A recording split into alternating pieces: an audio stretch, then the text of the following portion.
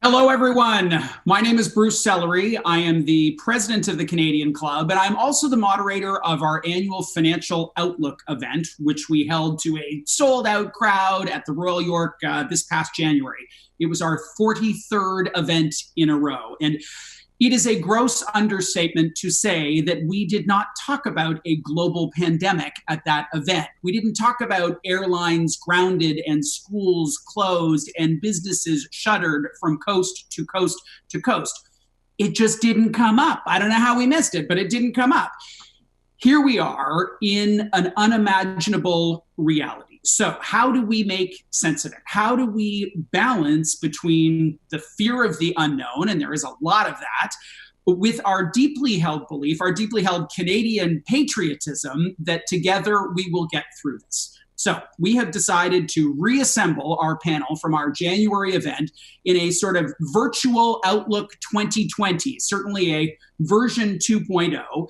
And this will be the first in a series of virtual events that we do to fulfill on our mission to engage Canadians in what matters most. It's what we do at the Canadian Club, and it is what we have been doing for 123 years. Interestingly, this is one of, if not the biggest event that we have ever done.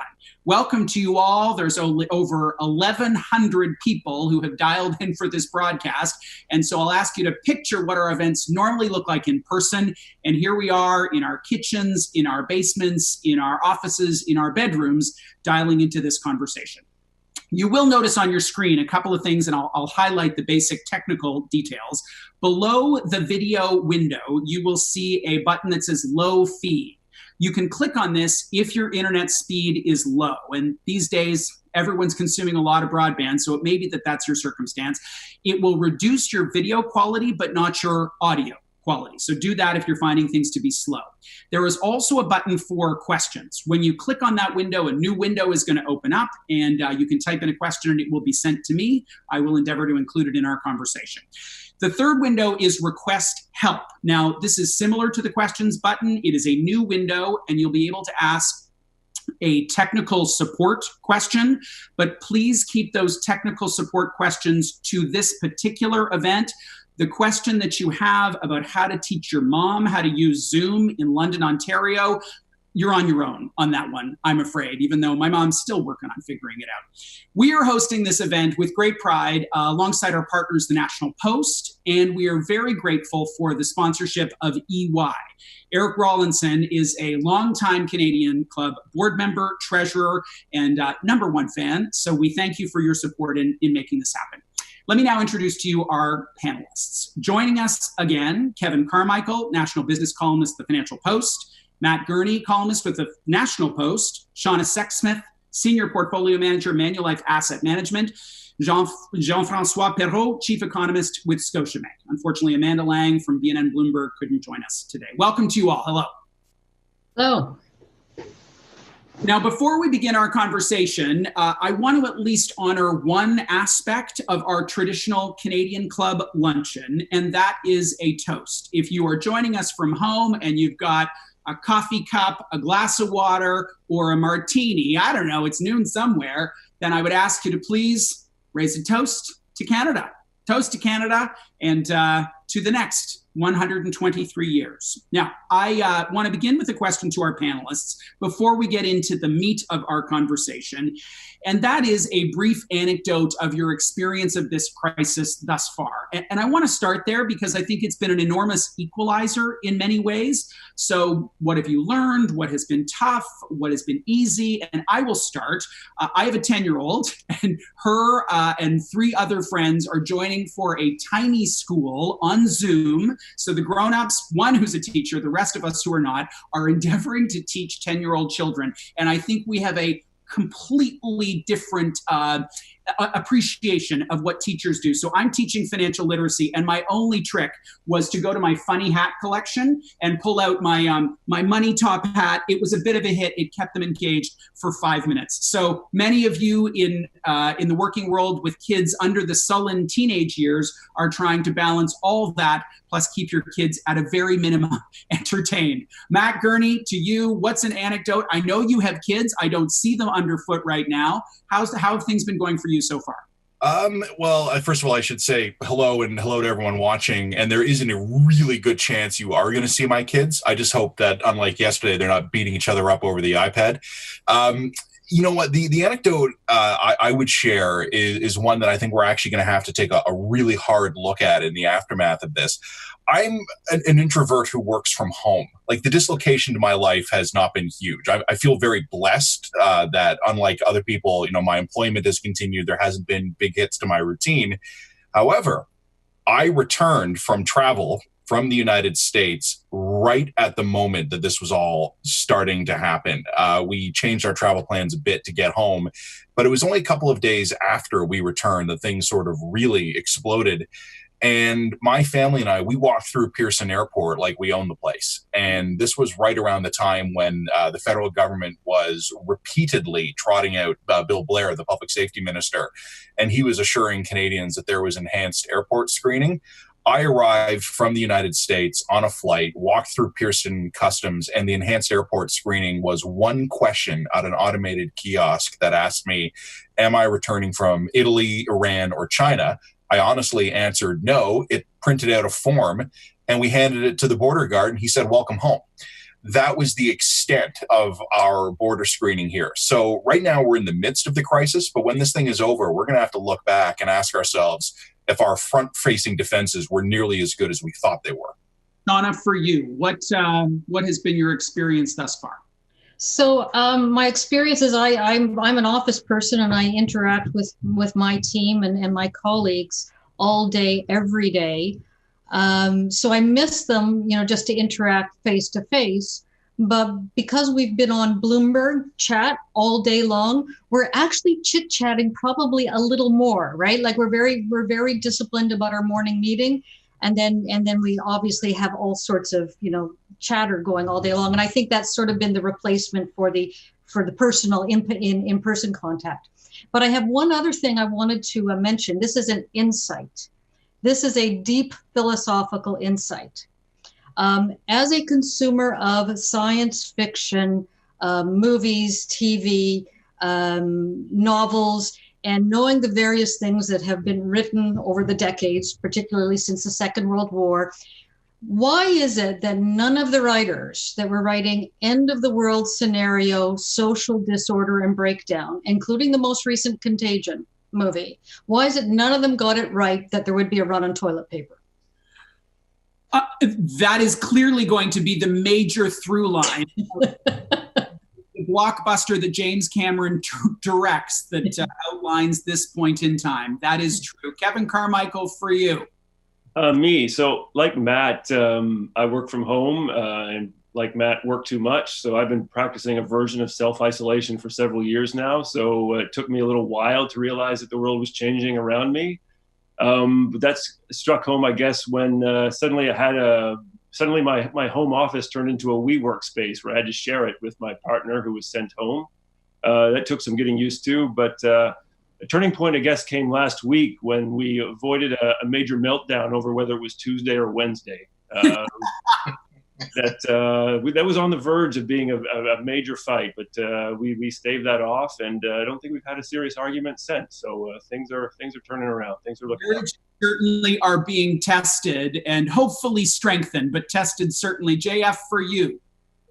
Well, I've got 4 kids, and like all of you, been working from my home in my office for the last week or so, and never really quite appreciated the extent to which my kids can be loud. And hopefully you won't experience this, but I can't make any promises. But actually, on a slightly more serious note, one of the funny things about this entire process is, we're self-isolating, we're social distancing from each other, in a sense becoming more private. But I find that through my work, using my computer as much as I am, using my cameras as much as I am, that I'm actually giving people insight into my life, my private life, much more so than I've ever done in a work setting. So it's a bit of a new thing for us. Yeah, and for those of you who haven't noticed, behind JF are what I thought were cacti. Like, really the fancy word is succulents. He has informed me that no, they're gorgeous houseplants that have just suffered under his care. So, well, you don't have any time to do anything but work now, JF, and maybe throw a bagel at your kids every once in a while. We're going to begin with you. And in fact, we're going to do this conversation in a bit more linear fashion than we might normally, given the ground that we have to cover. And certainly the economic ground is number one. JF, I'm going to ask you for the best case, the worst case, and the probable case in terms of economic impact. And I know that that is like completely made up, but you and your team have to plug little numbers into something somehow. So the best case is, I think, generally people's base case, which is, clearly the shutdowns and all the virus-related changes in behavior having a very, very significant impact now, will continue to have an impact through the second quarter. And the hope is that as we get to the third quarter, that a lot of this is behind us, that we've kind of contained it or managed the virus in a way where we can kind of, restart the economy and go on with our lives. In that kind of a scenario, in Canada, you're looking at, a fall in activity of about 4%, so a pretty significant drop. Our sense is if you don't get this under control, if you've got extended shutdowns into the third quarter, you're adding, another probably 2 percentage points to the decline, so up to 6 percentage points. But both those scenarios assume that you get it under control at some point in time. If you don't, and there is no rebound in activity in the fourth quarter or the third quarter, if as you restart the economy, if you don't get that restart, then you're in a period of much more prolonged growth or declines, and that could extend, possibly till next summer until we have a virus, a vaccine. And that's a really scary scenario, right? Employment numbers are visceral. You can picture the human beings who are no longer receiving a paycheck.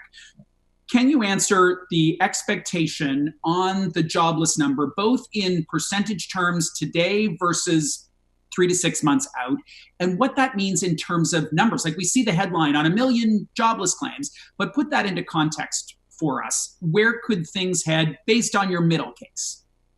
So, right now we think, the unemployment rate's basically below 6%. Obviously, in real time it's higher than that, but we have data for last month. We've seen a tremendous increase in the number of unemployment claims. The Prime Minister talked about close to 1 million this week, 500,000 last week. These are off the chart strong numbers. We think right now the unemployment rate might peak around 10% sometime in the second quarter. Now that is probably a little low given how much we've seen of an increase in unemployment claims. But certainly you're looking at a world in which you have many more million people unemployed in the next 2-3 weeks, possibly longer than certainly a month ago. And of course, way, way, way higher than we thought earlier this year when this was not even on the horizon. Kevin, I want to ask you, because you talked to lots of different people about this stuff, and I want to ask you about the Liberal government's response thus far. In dollar terms, it is dramatic, it is unprecedented, it is moving a mile a minute, and programs are changing by the day. How would you characterize what has been done and what difference it could make?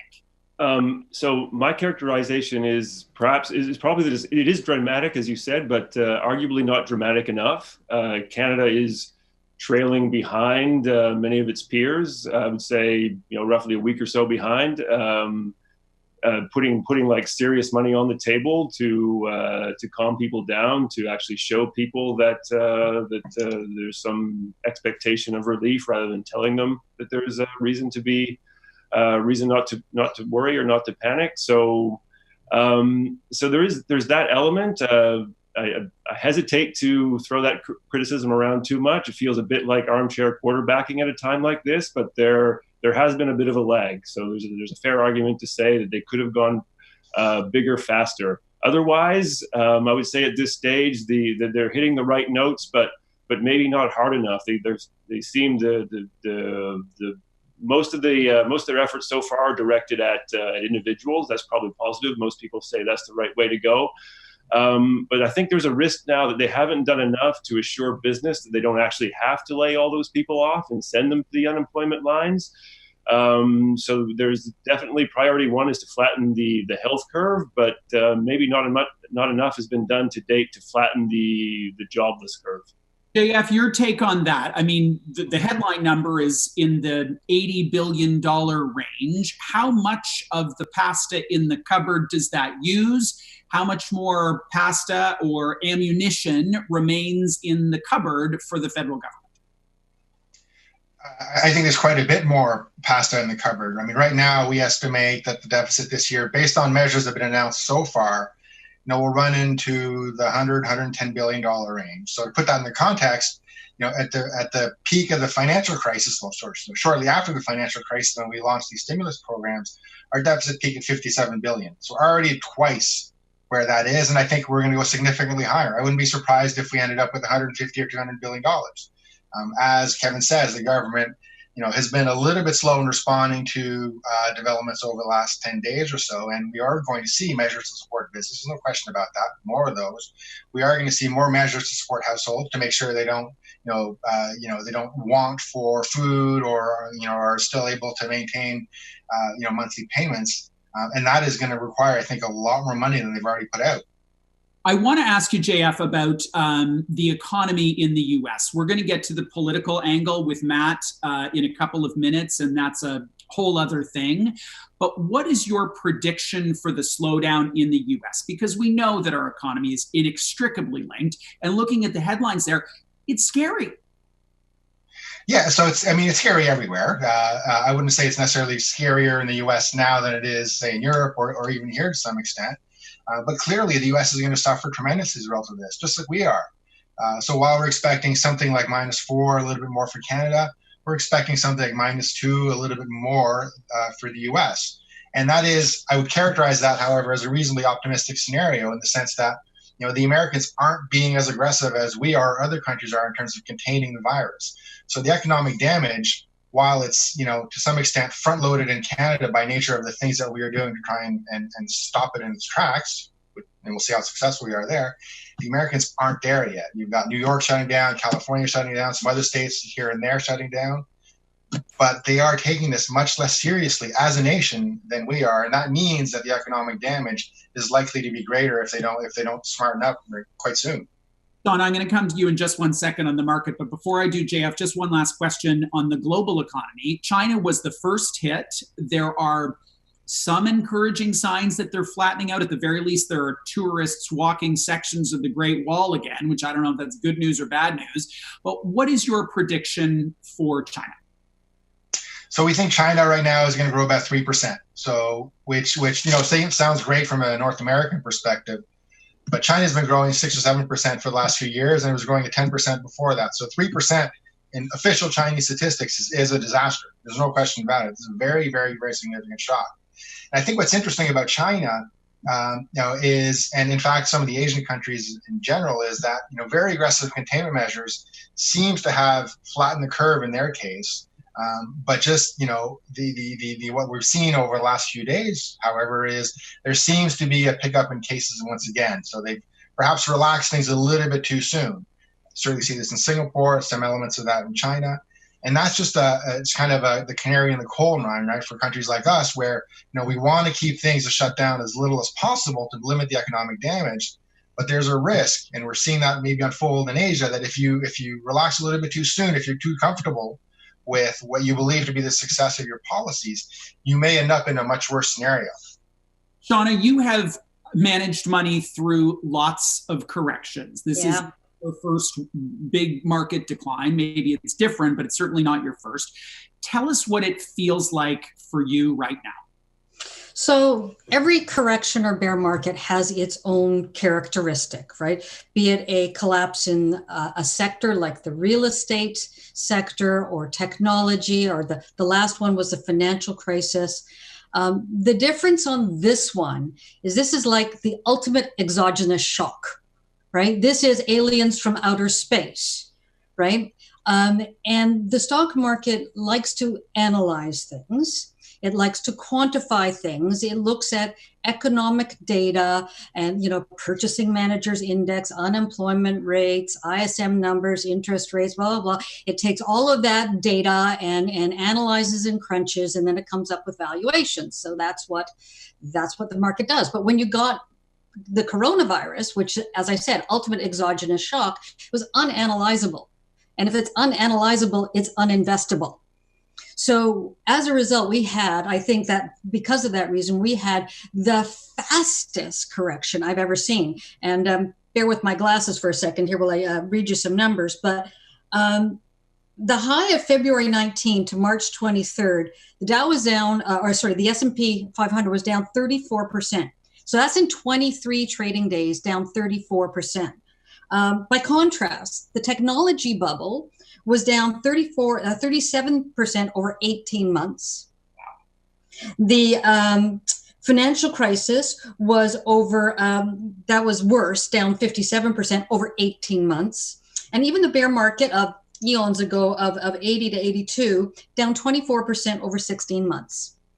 So this volatility, and just to give you an example of volatility, year to date, we have had 27 trading days out of 59. So that's just so far this year, where the market has been up or down more than 1% versus 37 days for all of 2019. So all that historical context, super insightful. How much pessimism do you think the market has priced in? It's priced in a lot, but there's still a lot to be known. I think another one of the reasons why the market reacted so negatively is that it was great that the Fed acted quickly, but we know that this is a virus, and we know that interest rates don't really have an effect on germs. Fair enough. So that's, again, became unanalyzable. So that's why we had that experience. So even now, what we're looking at is how is the market reacting to the stimulus? And it's, I think, trying to assess the numbers like, how do we flatten the curve? Where does the peak come? And it's a moving target every day. We're working with different numbers. And I think one of the problems, and JF just put the finger on this before, a lot of the response has been piecemeal. Right? China went all in. When China covered it up for a while, then when it realized it had a problem, it went all in and completely shut down Wuhan and Hubei province. Whereas the rest of the world's done a little this, a little that. Even in the US, not all states are locked down. So by doing that, they're creating problems in terms of that uncertainty, because I think they're prolonging the problem. There is no real visibility on the economy, on corporate earnings, on investor sentiment, certainly not in the market. So I'm still going to ask you the toughest question, and that is the stock market rebound, when it comes, is it 20 years out like 1929? Is it 6 years out like 2008? No. Well, no, because ultimately, all right, so all of this stuff, that I've laid out is pretty nasty, but ultimately I have tremendous faith in the scientific and medical community that we will come up with a virus, that we will have treatments, and that we'll get the capacity in the hospitals to manage this. Because remember, the whole thing about flattening the curve isn't about, it's about trying to slow the spread of the virus. It's already out. It's out of the box. It's out there. And it's going to come back. So we just have to build up that capacity in the system. So back to your question about the rebound, I'm going to say it's for the stock market, right? I think that was your question. More than a year, less than 6. So let's say 3 years to get back to previous highs, because this is short term and temporary. But we'll have some damage on areas. Started buying back into the market, and if you have, what are things that look relatively more attractive in a very difficult landscape? So first of all, my clients are institutional, so the maximum cash I could go was 5%, which I was, right, about a month ago. And so recently we spent half of that, but we've also done some moves within the market. The oil sector is a separate case, and I know we can talk about that in a minute, but the oil sector in North America is not where I'm going to put any money, and I would not recommend putting any money there. I think when you think about the strongest rebound, it's going to be in those areas that are hardest hit, that consumers are going to want to come back to. So go back to the restaurant stocks, consumer spending, even the airlines, all of those things that are basically, frozen now. People still want those services and those goods, and they're going to come back in force when they finally get out of the house. There are going to be many more headlines in the weeks and months to come, but some stories seem predictable. So things like consolidation, where, when, how, dividend cuts, where, when, how. On those two and any others that we can predict will be the headlines, at the top of the Financial Post, what would they be? So consolidation is always a theme when you have lower interest rates, right? I mean, it's been going on for decades, and it will continue to go on. So anybody who's got a strong balance sheet, right? Because remember this, the other side effect of this whole virus and the economic impact is whether or not we've got liquidity and credit markets functioning. So anyone who's got strong balance sheets will be able to use the credit markets to do consolidation. So that'll continue. I think dividends, I don't see dividend cuts in Canada so much, particularly not in the banks, but there's definitely going to be a slow back in earnings and a slowdown in buybacks. On the banks, Canada has certainly for 12 years talked about the strength of our financial services sector. You don't believe there'll be dividend cuts there. So it sounds like you're pretty optimistic about how the banks are holding up. Well, at a 4 to 5%, 5.5% dividend yield, that's pretty decent compared to, sub 1% long-term bond, right? So if you think the banks are going to survive, why not? You're getting paid to wait.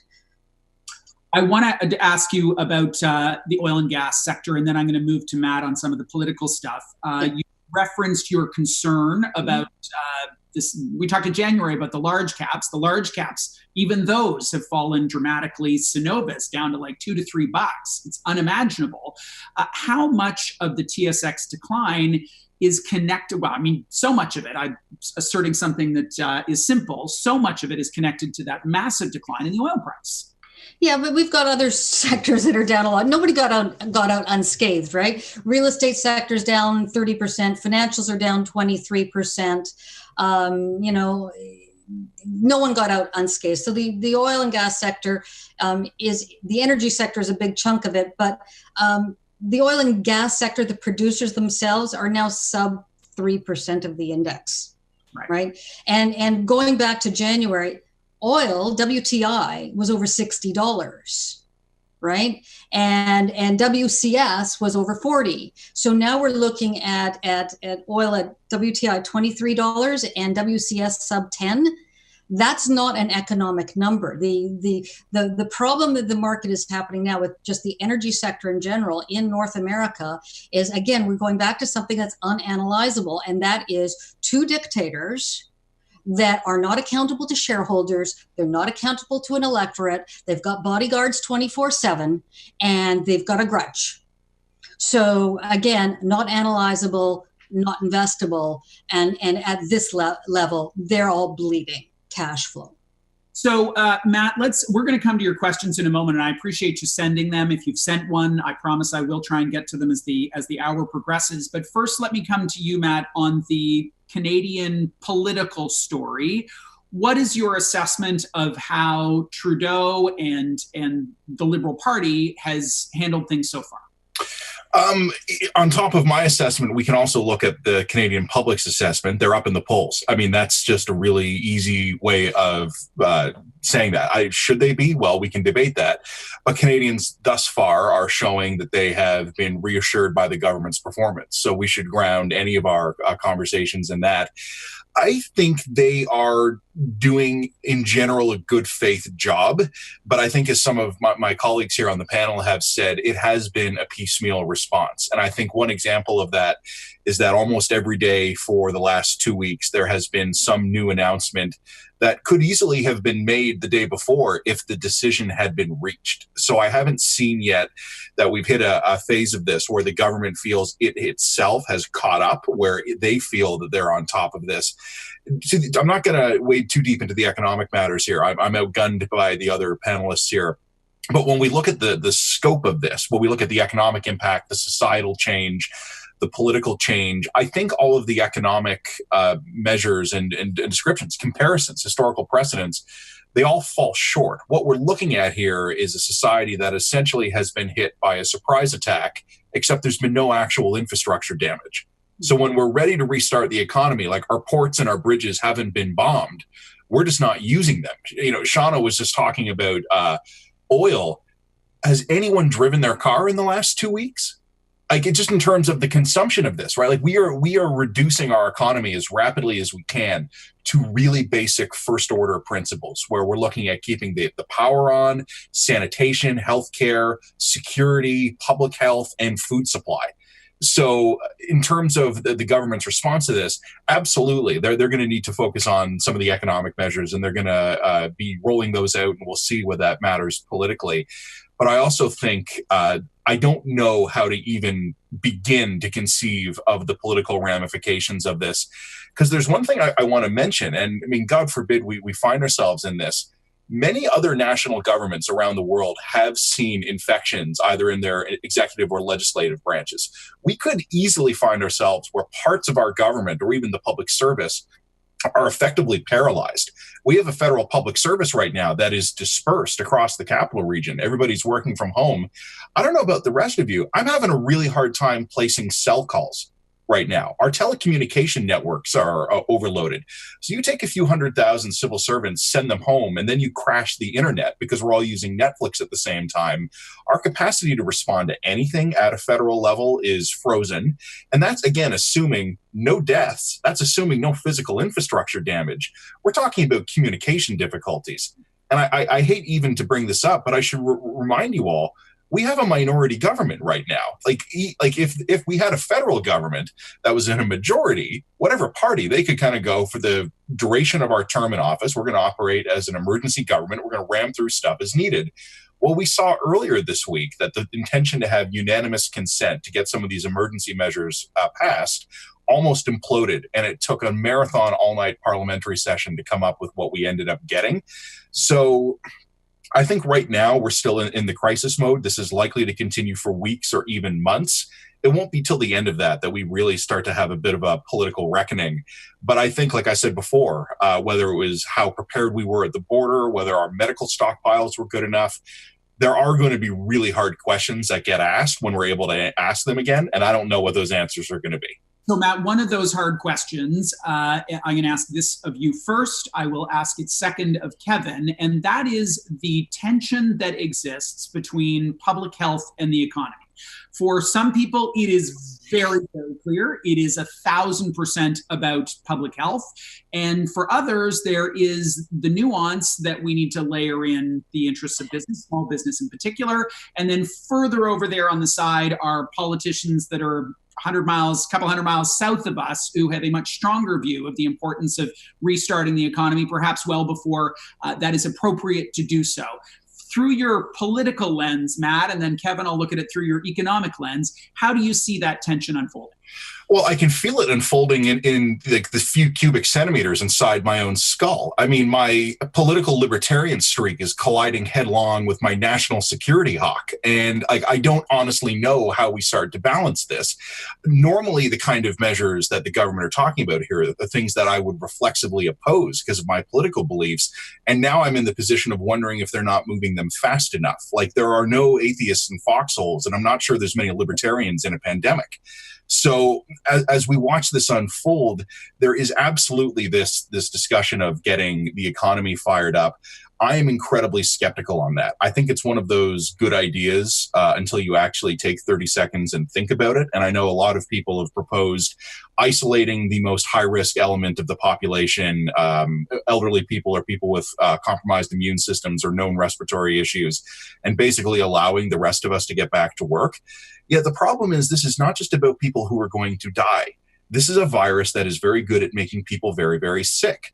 And a 30-year-old who goes into the workforce, they're statistically, yeah, they're not likely to die, but they're statistically quite likely to end up in a hospital, taking up a bed on a ventilator that someone else might end up needing that ventilator for.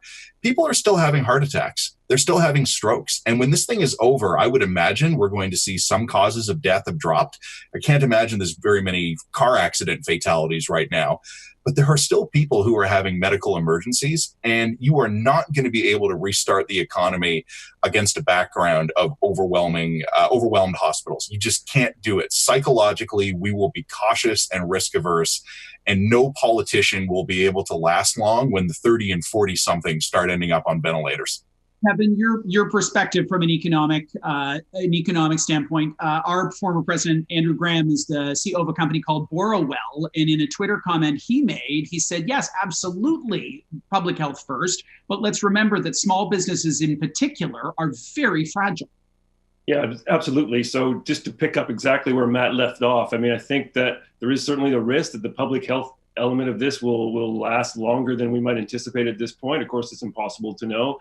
That's why it's extremely important to essentially put as many companies as we can on life support, so we can get through this this early stage to at least give us an opportunity to assess how long the economy might be effectively shut down.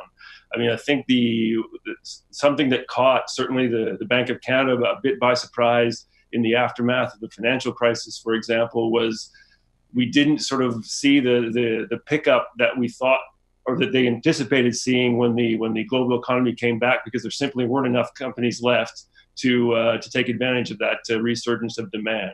So I think what we need to do is throw as much money as we possibly can at this situation to keep these companies alive. And then they will be in place if the best case scenario, and like JF said, most everyone's base case scenario is that this should turn around. It's going to be brutal, but it should turn around relatively quickly. So if those companies are alive, then that will allow the resurgence to come. But if we hold back, too many of these companies are going to fall away and they might not come back. And then so we'll have less of a productive capacity to bring about the resurgence. JF, we're going to go to the questions now that we're receiving online. The first one is from Brian.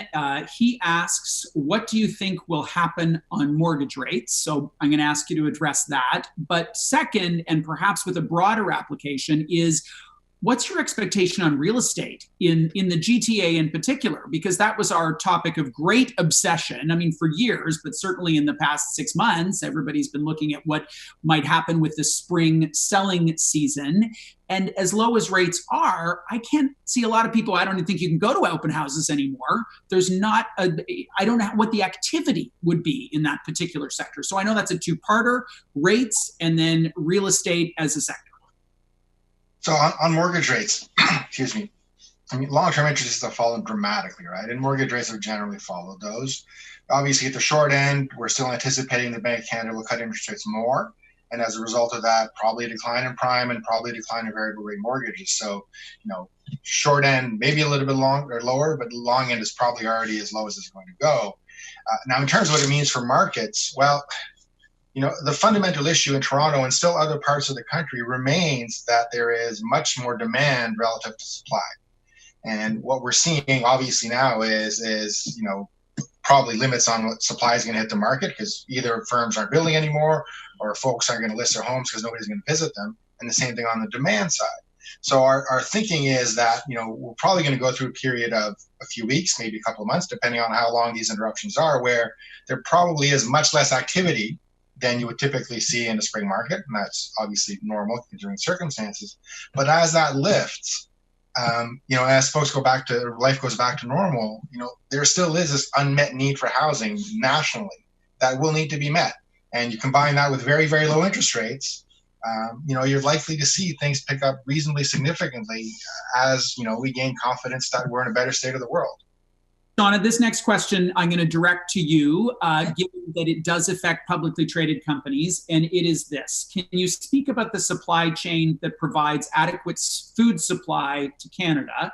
Can we be anticipating shortages and ramping up Canadian production of food? Now, I know that you might cover Weston. That is do we have enough pasta in the cupboard as humans to consume, but I want to broaden that out to get your take on the supply chain for grocery retailers, but also car parts makers and any other company that's requiring materials from somewhere else in order to make their factories go. So this actually speaks to one of the comments I was going to make about lessons learned, is that the emphasis on efficiency and productivity has driven developed economies into just-in-time inventory, and you make it and you send it and you need it right away. So I think in the long run, spare capacity is going to be a good thing. Now, how much spare capacity we want to have as an industry, I think every company is going to, come to that own conclusion. On food, I think the real issue is that the hoarding that's been going on. You can't find a chicken in the store. I mean, as far as I know, food production is continuing as always, and that it is an essential business, right? Farmers haven't been told, to not produce. So I'm not so concerned about the availability of food in general. I'm more concerned about people's behavior. So if they calm down a little bit, I think we're just fine. But longer term, the consequences of not having spare capacity is one of the things that has sort of been laid bare here. Shauna, this one is also for you from Ryan. We hear constantly about industries that are getting hit very hard. I'd like to get your thoughts on what industries, short or long term, will do well to mitigate the crisis and lead us on the road to recovery. What would you say about that? Well, I think, what I said earlier about, if you have a longer term horizons, because the thing is, everything we're talking about is, in the current panic crisis mode, which I don't think anybody thinks is going to go on for years. I think we've got a short-term outlook that's awful, a medium-term outlook that's okay, and then a longer-term outlook that's everything's going to be fine. We survived all these other crises before.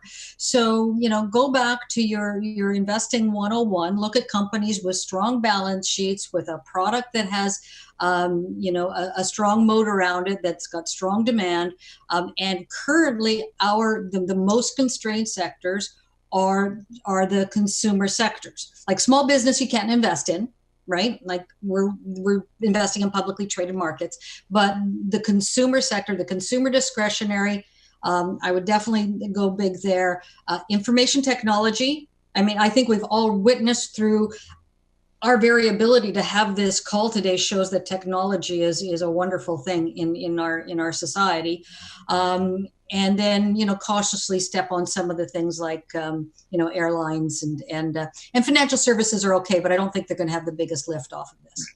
Kevin, this one's for you from Jennifer, and it is a question about the Bank of Canada, specifically Stephen Poloz. So it's very simple, will he extend his term? Will his term be extended? What's on that, and what the street would say, either pro or con to that? Sure. Well, Poloz got that question earlier this month, and perhaps as a bit of surprise to everyone listening, he was fairly easily said that no, he had no intention of changing his retirement plans. He had great confidence in the team around him at the Bank of Canada. They operate as a team. So he's at that point 2 weeks ago. So who knows? But at that point, he felt that there was no need for him to stay. Whether that lasts throughout, I think that's really a question that comes down. That's a question ultimately for the finance minister and the political system, and whether they have the bandwidth to make the choice of who they want to succeed Governor Poloz over the next few months. I doubt very much that that's a choice that they wouldn't want to sort of have go their way. So perhaps, given the circumstances, they would ask the Governor Poloz to stay around a bit longer so they could give themselves a little more time to put the person they want in that job for the next 7 years. But I guess given what we know now, I have to assume that the governor is going to retire in early June as intended. JF, to you, this question is from Shubham. He wants to know, or he or she wants to know, in regards to the Canadian auto industry, what are some of the potential impacts of the current economic situation? And I ask you that in part because we know that was a big theme in the financial crisis in 2008. I ask you because of jobs, and I ask you because of international trade. There's a lot of variables just in that one question. Well, I mean, obviously, the immediate impact is that the automakers are shut down, right? And they're expected to shut down until, I guess, the end of next week or the 30th or towards the end of the month. There's a question as to how long that lasts. I'm currently thinking that, it's probably going to last longer than the current plans are, given how, aggressive the virus progression is both in Canada and the US. So there's that short-term consideration, which is clearly, they are suffering like everybody else.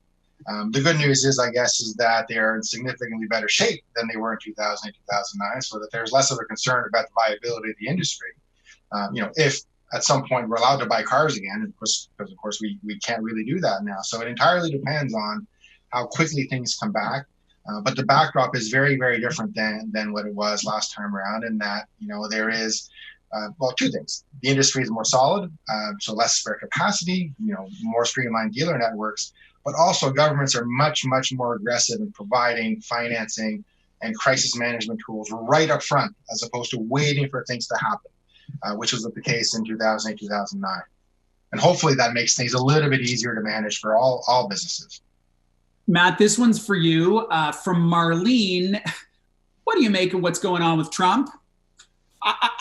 That is a very broad question, and I'm going to ask you to keep your response to, a minute or two, given that you could go in 12,000 different directions on that front. But what's your smart commentary on what's going on? I think the president, and you can take this statement in any number of ways, I think he's very true to himself. And I've been saying this since even before he was elected.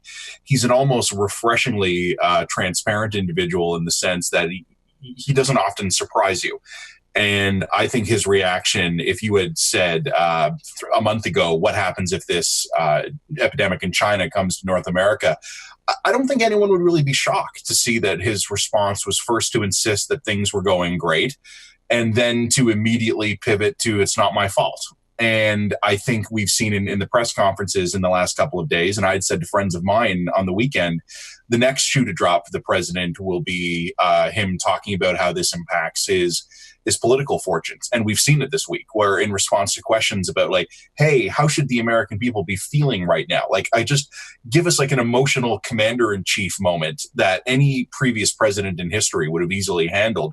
And he immediately spun it around to, why does the media want to destroy my political career? The president only sees things through the filter of his own self-interest. Sometimes that self-interest happens to align with either the country's or broad segments of it. Sometimes it's just his own self-interest, and he has never previously shown a desire or a willingness to manage beyond that, and he's not doing it now. I think whenever the president finishes speaking and Vice President Pence starts speaking, I feel like I've slipped into an alternate reality, because the same political party, the same administration, the exact same crisis, and the answers are completely different. It just speaks to the measure of the men. JF, from Laurent, governments at all levels all over the world are now accumulating massive deficits, described by some as on the scale of World War II. Has anyone examined how in Canada we will dig ourselves out of that big hole? Will it mean tax increases? Will it mean that commitments to big spending such as pharmacare will have to be delayed for a long time? Well, so the counter to that question is, are there things that we don't want the government to do now to help us not dig as deep a hole, right? So obviously we're in a situation where, the governments have done and will continue to do a tremendous amount to try and mitigate the impacts of the crisis on essentially cash flows of firms and households. Now, obviously that means higher levels of indebtedness. Now, what's great in some sense about the kinds of measures that are being considered is that they're point-in-time measures, right? So it's support, for instance, spend a ton of money this year, you're not going to spend that money next year, because that's a program that kind of falls off the charts. Now, debt is higher, obviously, but the deficit should correct reasonably quickly if these measures are as temporary as we imagine them to be. So that leaves you with the question of, well, how much debt are you happy to run as a Canadian? And we may end up with a debt to GDP ratio closer to 40%. It's about 30% now, which is still extremely low by advanced country standards, but obviously significantly higher. And the only way you get that down is over time is higher taxes or lower expenditures. But that's a question. We can worry about that in a year from now when this stuff is comfortably behind us. JF, follow to you, and that is from Vicky. What about the Canadian dollar? Will it keep getting weaker? Will it bounce back? And I'll extend that question to say, what are the factors that would underpin a move in either direction? Well, the Canadian dollar has been smacked by two things, right? First is the oil price decline, which obviously matters tremendously for us, right? Oil's moved $40 in the last couple of months, an incredibly rapid and significant move. That leads to weaker Canadian dollar. It leads to weaker kind of commodity currency. So we're part of the countries that have been affected by this. And of course, you overlay on top of that something that is affecting everybody, which is in the current environment, there's a rush for safety, and in that rush, folks want U.S. dollars. So there is a tremendous move away from other currencies into the U.S. dollar. So that is, those two factors account for the big moves we've seen in the Canadian dollar. It's fallen 68 cents over last week. It's a little bit higher now. But the prospects for a significant reversal really depend on, firstly, a move back up in oil prices, which we don't really see in the short run. And secondly, a sense that, we're in a bit of a better environment that, for instance, the situation in the U.S., and I don't want to put too much weight on what's happening in the U.S., but at the end of the day, they are the largest economy. The sense that, the U.S. is taking the steps necessary to contain the virus and that will limit economic damage so that folks feel a little more comfortable about the state of the world. And as that happens, if it happens, you should see some of these kind of safe haven flows unwind and people being more comfortable going back into the Canadian dollar, the euro, other currencies around the world that have suffered as a result of folks just being really, really scared. Shauna, this question is about the Canadian manufacturing sector. It comes from Catherine, and she asserts that given that Canadian governments around the world are tightening borders, it seems to have highlighted our dependence on imported goods, especially for critical items. To what extent, she asks, do you think there will be an increase in domestic manufacturing as a result of this? And I think kind of inherently a two-part question. There's the short-term reality of what we need when border traffic is constrained. But then in the fullness of time, is this a resurgence for Canadian manufacturers, or do we just go back to the basics of supply and demand, and Canada just hasn't been all that competitive in the last I think the problem is manufacturing is pretty much a global affair. And a lot of what we've seen in Canadian manufacturing and the decline in Canadian manufacturing has just been a result of, global consolidation of large multinational companies deciding to build it or assemble it somewhere else. To have a resurgence of Canadian manufacturing, we need a resurgence of Canadian manufacturing businesses that want to make at home. Canada is a fine place to manufacture, but those decisions I don't think are really made in Canada, unfortunately. Another sector question from Michael here. Why hasn't gold appreciated? Got this reputation as being the safe haven. Things are very unsafe for a lot of people, and yet we haven't seen a burst in gold. Yeah, it's had a pretty wide range between sort of 1680 and 1450. I think the luster came off gold a long time ago. There's other things to speculate in that are non-US dollar denominated assets, such as Bitcoin or cryptocurrencies. But I wouldn't lose faith because, the Canadian mining, the global mining industry got their cash costs down substantially lower, sub $1,000 or sub $1,100 in a lot of cases with the majors. And so gold at 1,500 is pretty cash flow generative. So I think those stocks may see some kind of resurgence going forward. Kevin and JF, maybe second off, is what are the countries that we will look to in the months to come on from an economic and financial perspective? That question coming from Johan. I think it is a good one. It is very hard to imagine having the time to pause and think about these bigger, broader questions. But for those people who are spending some time on their couch, maybe they could. As we look outside our borders, Kevin, first to you, then follow on to JF. Are there countries that we can learn from? And if so, what would we learn? Yeah, I'm most interested in what's going on in Germany. We certainly have a fiscally prudent streak here in Canada. It's not as stiff as it has been in the past, but it's still there. But that is nothing compared to the fiscally prudent streak that exists in Germany, and they really have gone all in. They have thrown all their cultural wariness about deficits and debt aside to attack this problem, keep their companies alive. So I'm curious to see how that plays out, how that works. I mean, I guess I have no reason to think that it won't. And I guess I'm also of the mind that we probably have a lot to learn from what's happening there. JF, brief answer from you. We're going to sneak in one more question. Well, I think, this is less a question of what is there to learn, but what is there to be fearful of and watch. And to that extent, I mean, it's I think in our minds, it's largely about the U.S. still, that as much as we may do things here to contain our situation, to stimulate ourselves away from a worse outcome, if at the end of the day, the Americans mismanage this and send themselves lower and don't manage to contain the virus and we end up getting it back, that is, I think, a very, very critical thing to be mindful of. Shauna, for you first, and then second to JF from Fred. Shareholders are paid or penalized for taking risk in a capitalist economy. How do we make sure that the taxpayer is appropriately paid for taking on those risks, for rescuing shareholders in the current environment, which in the past hasn't happened in Canada? Okay, I don't know what you can do about that. Nationalize, all public companies. I mean, these, the investing public, the capital markets, are going to continue functioning the way they do. And if you want to, divert it away from taxpayers, I don't know how you can do that because shareholders are taxpayers too.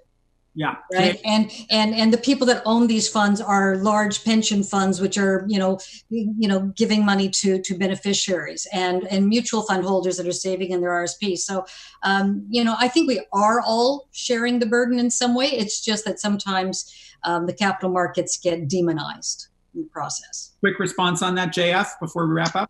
Yeah, I agree. I mean, one thing to keep in mind is the nature of this particular kind of economic catastrophe, right? This is not the result of firms mismanaging their affairs. This is not the result of, increasing production to unsafe levels or managing the balance sheet in a terrible way, as it was in 2008, 2009 for some sectors that received bailout money, right? This is basically governments telling firms, you've got to stop producing stuff. And taxpayer money being used to try and help either those firms stay in business and households stay solvent for a little while. So I don't really think this is the kind of environment where the interests of the taxpayer and the interests of corporations are vastly different. I think they're quite well aligned in this particular circumstance. So my last question to each of you is, in one sentence, what would you say when this is all said and done, what will have changed for Canada economically, financially? Matt, the king of one sentence answers, I will ask you, what would you say will have changed when all this is said and done? We're being reminded for the first time since the Second World War how reliant we are on supply chains for essential goods that we do not understand. And to that point, I'll just say, I'm not as confident as Shauna is about the security of our food supply. Shauna, what would you say will have changed when all is said and done? I think increased vigilance about how our own behavior with each other and awareness of what can impact our healthcare system. Maybe the handshake disappears in the future, but I think there will be an increased vigilance about how our interaction can spread globally. Almost like we now take shoes off when we go to onto an airport. Kevin. I'll echo Matt and put the emphasis on supply chains again. I think Make in Canada, which is I've written series about this over the last 10, 15 years. Always kind of hollow, kind of shallow, not always a lot there, but I think Make in Canada might start to mean something again, as it will in lots of other countries. I think companies will realize that they can't rely on getting all their inputs from one region or one country. Jeff. I'm hoping that as we come out of this, we end up with a more united and well-integrated country. One of the topics we did not have time for, but maybe in a follow-on discussion we will, and that is climate change. It was a big, big theme for our event in January, and certainly our connection to the natural world, a virus that is being spread in natural ways and not connected to technology or finance or transportation. I think there is a link there, and that may be fodder for us down the road. But it is time to wrap things up. A huge thank you to our panelists today: Kevin Carmichael, national business columnist, Financial Post; Matt Gurney, columnist, National Post; Shauna Sexsmith, senior portfolio manager, Manulife Asset Management; and Jean-François Perrault, chief economist at Scotiabank. Thank you all for joining us. We will have more virtual events to come. Stay tuned to your email. We will announce them there. I do want to say thank you so much to our partners, the National Post, to our sponsor EY, and also to our technical partner, Van Valkenburg Communications. They have been our audiovisual partner for the past 45 years. So a big thumbs up for them. They do a lot for us. To you who have dialed in from your homes, wherever that may be, please stay healthy, take care of yourselves, take care of your family, and we will join you again soon. Thanks so much for joining us today.